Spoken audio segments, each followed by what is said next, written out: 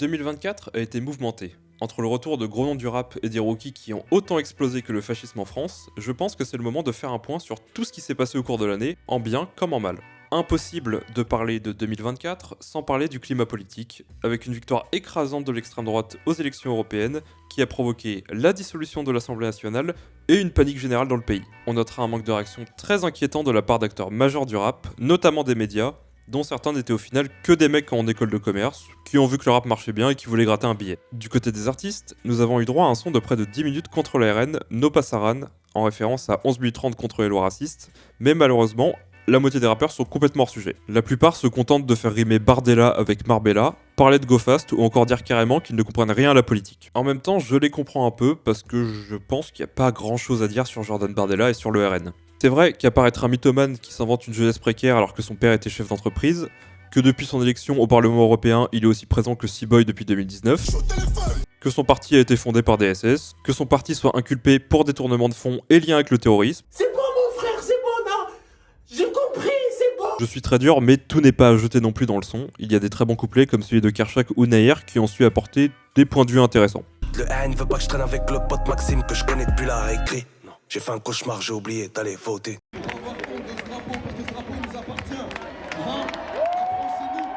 Mais heureusement, No Passaran n'était pas la seule réaction que le rap a eu face au résultat, et de nombreux rappeurs underground ont perpétué la tradition de chier sur l'extrême droite, comme ils l'ont toujours fait. Ma génération va être obligée de se coltiner Bardella. Je comprends pas pourquoi personne a flingué Jean-Marie Le Pen avant. De l'arsène qui traverse mes tampons sont pas stoppés au cartilage. Mon père me reniera jamais, je suis ni flic ni Bardella. La France est qui est racistant. En ce moment c'est grave glissant. Fiche S et discours fascisant. Mais tout est bien qui finit bien. Le NFP remporte les élections législatives malgré les efforts de diffamation des médias et ceux de votre ancien pote du lycée, outré par la grille de taxation du Front Populaire, alors qu'il lui reste depuis 2 ans. Tu n'as aucun boulot. Et du coup, Macron a élu un premier ministre de gauche. Ouais bon, changeons de sujet.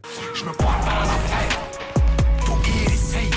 Je baisse le hitmaker, putain je baisse le lyriciste. 2024 marque aussi le retour de SCH, qui a décidé de clôturer sa saga Julius en sortant un préquel en fin mai, et le dernier volet Ad Finem en décembre. Bien que les projets soient tous les deux assez bons, j'avoue être soulagé que SCH puisse se sortir de ce personnage dans lequel il semblait être enfermé. La rupture avec Guilty et Katrina Squad semble beaucoup avoir affecté la saga, et j'ai tendance à croire qu'ils n'auraient pas laissé des type beat drill dans le 3 s'ils étaient encore présents lors du processus de création. Même si les deux projets ne sont pas à la hauteur du premier, ils contiennent de très bons sons tels que Les Hommes aux yeux noirs Pas encore guéri. Ils ont fait rêver du million à des gens qui n'ont rien. Moi je suis né dans ce merdier. ou 2000, Je suis né avant les années 2000. Je veux voir voler les automobiles. La grande déception du projet viendra du feat avec Damso. Cette collaboration entre les deux était extrêmement attendue de la part de beaucoup de fans de rap, et malheureusement, beaucoup ont été déçus par la performance de Damso. Ce qui est d'autant plus dommage car SCH a vraiment respecté le son, en signant un des meilleurs refrains qu'il a sur l'album. J'avance, je sais pas manger du fer. Peu de temps avant la sortie de l'album, l'équipe de SCH avait annoncé que la plupart des sons avaient été terminés juste après le 2. Et ce son en faisait sûrement partie car on peut entendre Damso répondre à des pics que Booba lui avait envoyés sur Glaive il y a plus de 5 ans. Ne crois-tu pas que je sais ce que je fais tellement longtemps que je fais la guerre? Le prochain c'est Damso, me fait pas jurer la vie de ma mère. Heureusement que t'as pas juré sur la vie de ta mère, ça aurait été malaisant. Contrairement à Nino qui avait totalement respecté la DA de l'album, Damso se contente de parler de lui-même, ce qui est déjà quelque chose qu'il fait tout le temps. Mais tant qu'on y est, parlons-en de Damso. Pendant l'année, Damso annonce Beya, un projet prévu pour 2025. Quelques mois plus tard, il annonce un EP qui deviendra à la suite un album, se disant tellement inspiré qu'il en a fait un projet entier. Et franchement, c'est du Damso comme on aime. C'est provoquant, c'est bien écrit, ça fait plaisir de voir un des artistes les plus talentueux de sa génération au top de sa forme et... J'ai menti. Ouais bon, malheureusement c'est ce que j'aurais aimé dire, mais on a le droit à une continuité de Picalf. Encore un projet rempli de bonnes idées, gâché par un Damso qui ne peut pas s'empêcher de mettre des insultes au pif. Plus le temps passe, plus j'ai l'impression que Damso s'éloigne du rap pour se rapprocher du rôle de directeur artistique. Le projet est très bien produit, très bien séquencé, mais Damso est souvent le pire moment de ses propres sons. Chaque son répète le même schéma. Ça commence bien, c'est bien rappé, et d'un coup on a l'impression que Spotify nous met le florilège de Jean-Marie Bigard en plein milieu de l'album. Négro y'a pas de respect comme celle qui attend de se faire ken, comme celle qui attend de se faire ken pour dire qu'elle a une MST. Salope. Il est bourré. Salope. On ressent une réelle envie de sa part d'être un artiste qui brise les codes du rap, mais au final, on a l'impression qu'il incarne une caricature de ce qu'un artiste devrait être. Là où au final, il était plus subversif et percutant sur ses premiers projets. Oui, mais pour la mif, je partirai en fumée comme Patrice. Seul dans le coin accusé à tort, je suis ni Charlie ni Jaliste. Salope matérialiste, ta mère la pute a aussi ses torts. Sa chatte a fait du sport dans sa jeunesse. je ne vais pas trop m'étaler sur le mainstream car quasiment tout a été dit là-dessus, et je vous épargnerai donc la très décevante collab entre Niska et Nino qui ressemblait plus à une pub Uber Eats qu'autre chose. Soirée pizza? Mais non, c'est bitché. Une soirée foot c'est avec des pizzas, sinon c'est gâché. Qu'est-ce que tu racontes, Mo? Faut évoluer, c'est fini ça. Ou le retour d'un Booba qui nous fait croire depuis 10 ans qu'il va sortir un projet rap pour au final réutiliser le même flow qu'il utilise sur Glaive depuis 2019. Tu préfères le raconter, moi je préfère le vivre. J'ai dû réécrire tous ces livres, je dois faire le plein pour faire le vide. Dans leur cerveau, y'a de la litière pour chat, c'est pour que ça sente pas. Y'a pas mort d'homme, si j'ai nouvel album, y'a pire comme Matonta. Et Rof, bon. En mode guerriero, on fait des hommes, ils font des omelettes. Cette année, impossible d'être passé à côté de Jola Green 23. Entre son apparition légendaire au DVM Show,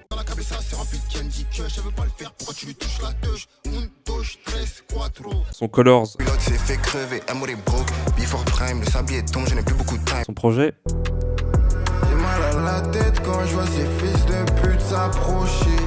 ou ses centaines de featuring, j'ai les frérots dans la cage, tu sais que j'ai pas le temps de jouer. J'ai mis 23 ans avant de me rendre compte, vaut mieux acheter le pompe que faire les pompes. Je te lis l'histoire, le conte, je te lis d'avance à la fin, le héros il meurt. Jordan Bardella, Marine Le Pen, je les mets dans le blunt. Le petit là, pas perdu le danger, regarde juste comment il manie le stunt. Il était littéralement partout et ça fait vraiment plaisir de voir mon rookie préféré de 2023 sur le devant de la scène. Malheureusement, j'avoue que malgré des feats et un projet plus que correct, je trouve qu'il a légèrement stagné cette année et que même si l'exposition qu'il a reçue est entièrement méritée, je le trouvais plus percutant sur Recherche et Destruction, sa mixtape sortie en 2023. Me faire taire chaque t'essai, c'est tout droit, j'ai pas le temps de zigzaguer. Je suis blessé tant mieux si ça guérit. 92, 27, Z, member, tu sais que c'est moi le plus aguerri. Jungle Jack est un autre rappeur qui a fait du bruit cette année, notamment avec Jungle des Illusions Volume 2. Plein de poches dans le pantalon cargo, baluchon et fardeau, roule un petit comme Sarko. Paye ton houblon, sort du blé, je trinque avec des Chinois mal fortunés et des Portugais torturés. Mais comme pour Jola Green, j'ai l'impression qu'il s'est fait connaître avec un projet un peu en dessous du précédent. Ils sont souffleurs et michons, nous sous whisky nippon. Dans l'armoire y'a de l'épiderme de python. Tout est à la truffe ou au CBD, taf de wax, je suis hébété. Décrasse mon troisième œil sans LSD. Capuché dans le toute option, t'as reconnu Abdul Karim. Un autre nom qui a fait beaucoup de bruit dans le rap cette année, c'est TH. D'abord avec le très bon single Isuzu, où il domine complètement Alpha One.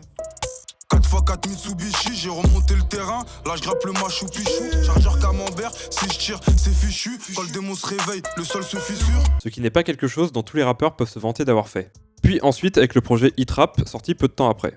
C'est un projet au premier abord assez déroutant car il est très original, que ce soit au niveau des prods futuristes ou des placements décalés de TH. J'ai que de la haine dans les yeux, quand je regarde le monde. Certains de mes frères ne mangent pas à leur faim et d'autres trouvent ça normal. Au tribunal, chambre 13, j'insulte un juge à la gueule. Le parti pris de raconter l'histoire d'un jeune qui évolue dans un monde post-apocalyptique est super intéressant et TH a un réel talent d'écriture.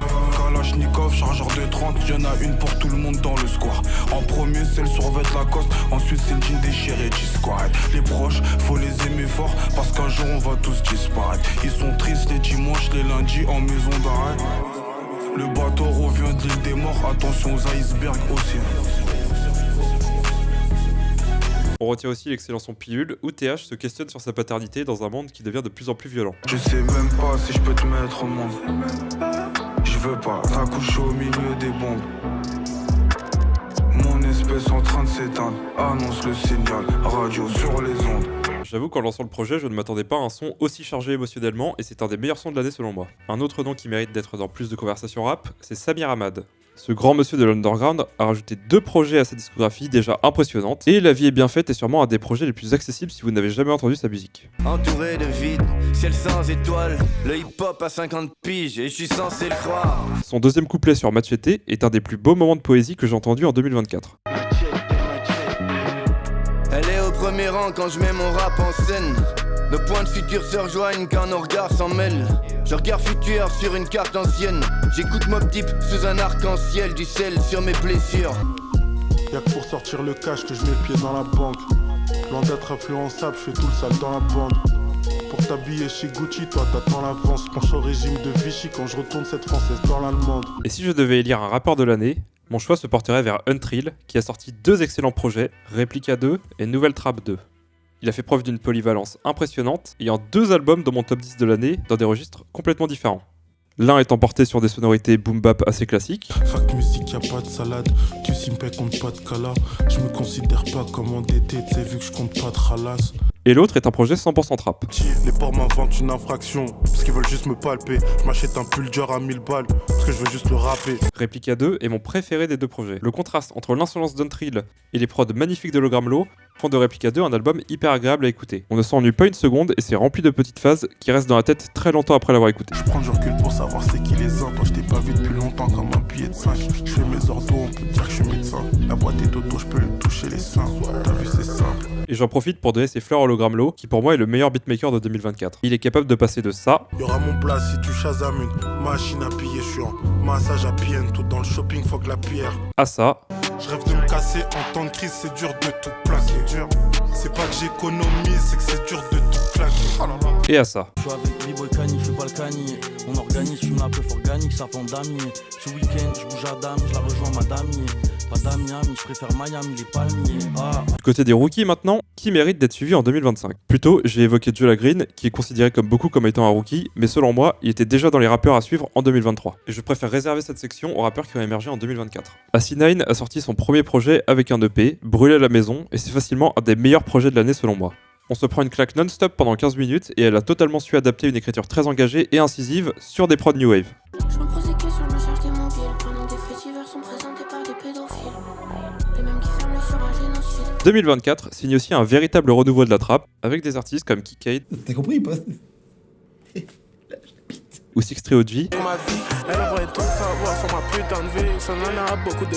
qui ont beaucoup fait parler d'eux dans la scène underground et qui sont des artistes à suivre. Le ras-le-bol général du public envers la drill a aussi inspiré des artistes comme Nobody Likes Birdie. Je suis dans la marge mais j'essaye quand même de trouver un moyen de sortir de cette vie. Avant eux ils croyaient pas en moi, maintenant je sais que je peux le faire bitch. Des années j'ai les deux pieds dans la mare, faut que je les sorte du récit. Je passe en auto devant la maison d'arrêt, je pense au nombre de fois où je l'ai vécu. Ou Sheriff La Zone.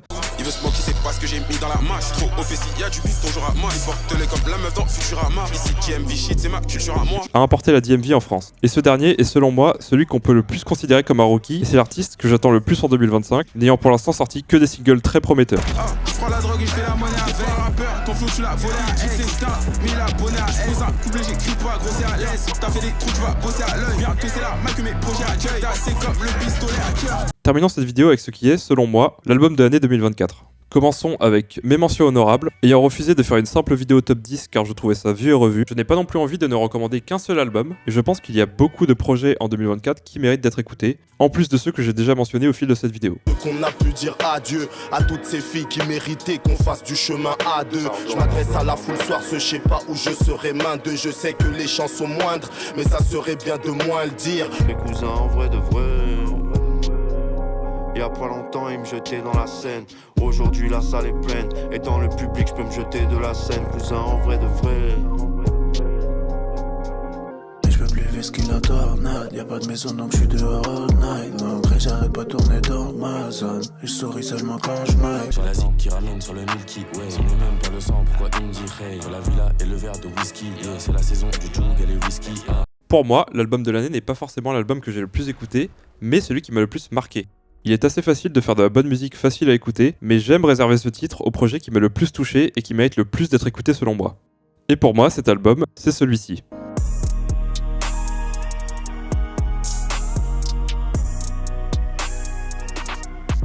Dire je t'aime de Ben PLG est selon moi un projet unique. C'est un chef-d'œuvre de vulnérabilité et d'introspection au point où ça en devient presque intrusif. C'est l'aboutissement d'années de réflexion après l'élimination de Ben à Nouvelle École et c'est un quasi sans faute. Baser un album entier sur la difficulté à dire je t'aime, que ce soit à nos amis, nos relations intimes ou notre famille, est une idée que je n'avais encore jamais entendue dans le rap, qui est un genre où les émotions masculines sont souvent mises de côté ou masquées derrière une image stoïque et virile. J'aimerais qu'il me raconte ses soucis, ses problèmes, mais on parle que de football, de musique et d'oseille. Je suis sur scène, je vois son sourire toucher ses oreilles. Moi aussi les mecs, je suis fier de vous. Quand j'ai votre photo dans les mains, quand j'ai ton enfant sur les genoux. On peut facilement fermer les yeux et rentrer dans chaque image qu'il peint avec ses punchlines. On a l'impression de traverser ses histoires avec lui, et on ressent presque la même fierté qu'il ressent après avoir surmonté les épreuves qu'il raconte, car on les traverse avec lui tout au long du projet. Bien le son du métro sous terre, je regarde les yeux de maman briller. Elle me dit tout ça c'est beau à voir, je lui dis c'est toi ma tour Eiffel. Du haut de nos tours éternelles, on a acheté un lave-vaisselle, on s'est dit on a percé. De la même façon qu'on ne mange pas son plat préféré tous les jours de peur de le rendre fade, j'estime que Dire je t'aime n'est pas un projet qui a vocation d'être écouté quotidiennement. En contrepartie, ce projet nous apporte des émotions et des points de vue que peu d'albums ont su nous donner cette année. Et c'est pour ça que je le considère comme étant le projet de 2024. Je lis les ratures sur le bord de la page. C'est mieux que leur blabla, bah ouais, ça sent l'essence sur le bord de la plage. Et tu veux qu'on fasse quoi? Y'a marqué le nom de ces gamins sur son biceps en bleu électrique. Je voulais plaire à mes potes et aux filles. Ça sent la victoire et le shit. J'aime pas la coke et les flics. Fallait pas toucher la boussole, la tête dans les nuages et les soucis, les yeux vers la poussière et le sous-sol. Cette vidéo est à présent terminée, j'espère qu'elle vous aura plu. Elle servira de pilote pour ma chaîne YouTube, donc n'hésitez pas à vous abonner, à commenter et à partager la vidéo. Et n'hésitez pas à me dire en commentaire si j'ai oublié des artistes ou des albums. Une playlist contenant tous les artistes que j'ai mentionnés sera disponible, et je vous dis à très bientôt pour des prochaines vidéos.